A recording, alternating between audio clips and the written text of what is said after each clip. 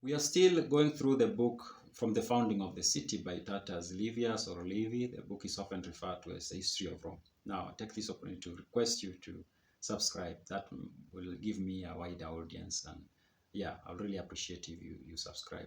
Now, after the period when the senators could not decide who will become king, and mostly because there was this push and pull between the Sabines, the Romans who were Sabines, and the initial Romans.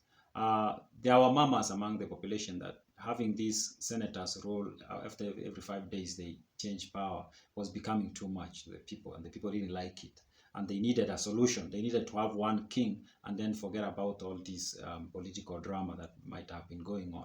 Now, the senators went looking for the person to take the place of Romulus. And there was this guy by the name of Numa Pompilius. Numa Pompilius was a Sabine. But what gave him an advantage, people came to recognize him as a very wise guy.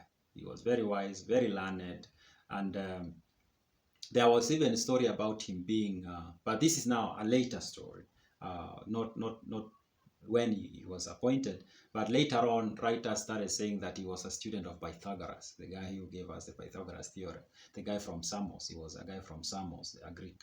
But Livy does handle that problem, telling us why that was not so. Even then, Numa Pompilius was a very wise guy, as I've said, very knowledgeable. And because of that, senators, most of them decided he was fit to be the next king, and the people didn't have a problem with him becoming the new king. And so the senators did vote, and he was confirmed to be the king by, you can call it the augur, the prophet, something like that, or who were there in the city by then.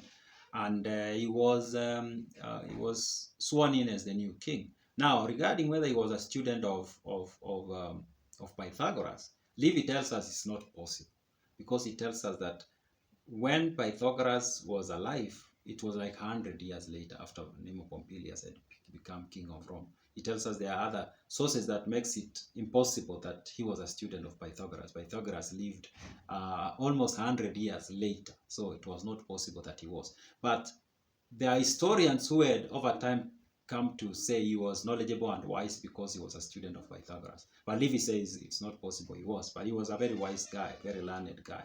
And now Numa Pompilius became the next king of Rome. He succeeded Romulus.